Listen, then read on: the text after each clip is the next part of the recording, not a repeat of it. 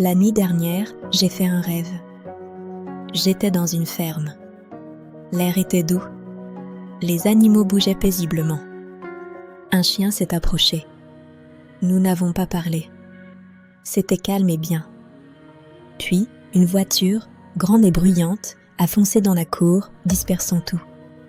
J'ai été poussée au fond de l'abri, coincée entre des machines. J'ai tenté de fuir.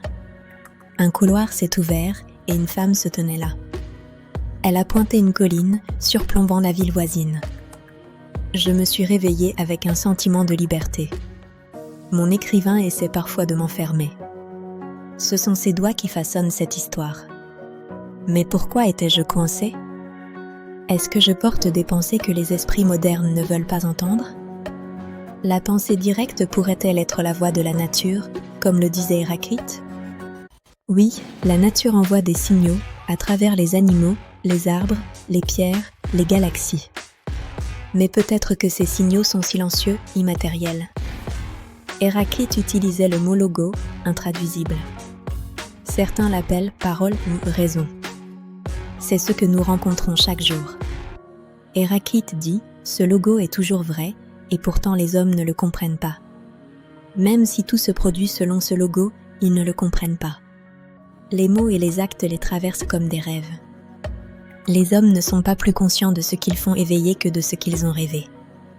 Ce monde, le même pour tous, n'a été créé ni par les dieux ni par les hommes. Il est un feu vivant éternel, s'allumant et s'éteignant en rythme. La logique nous dit que le monde évolue, que le temps a un passé et un futur, que l'homme est l'animal le plus développé. Mais peut-être que le monde du sommeil offre une autre voie, une autre manière de voir, de penser, d'être. Mon écrivain m'a raconté l'histoire d'Orphée et Eurydice.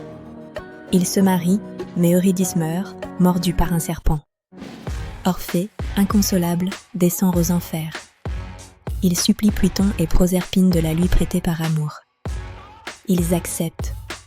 Eurydice peut le suivre, à condition qu'il ne se retourne pas avant d'atteindre le monde des vivants. Ovide raconte, ils marchèrent. Orphée devant, Eurydice derrière. Le chemin était raide. Ils étaient presque arrivés quand Orphée se retourna. Aussitôt, elle disparut. Une ombre. Il tendit la main, ne saisissant que de l'air. Elle fut perdue à jamais. Pour revenir à la vie, il ne faut pas se retourner. C'est peut-être un avertissement sur ce qui arrive quand on se réveille d'un rêve. Peut-être que nous ne sommes pas faits pour nous réveiller trop vite. Le rêve fait partie du message. Le logo parle encore.